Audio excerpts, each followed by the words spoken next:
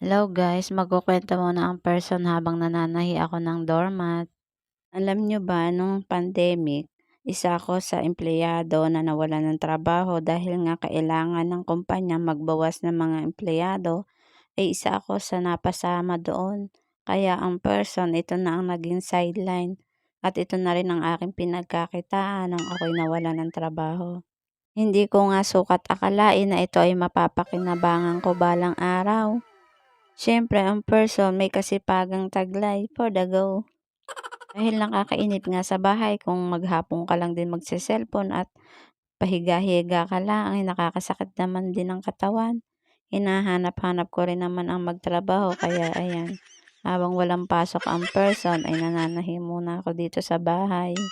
Alam niyo ba, ang trabaho ngayon ng person na isang mananahi dahil proud ako na napapakinabangan ko yung talent ko sa ngayon.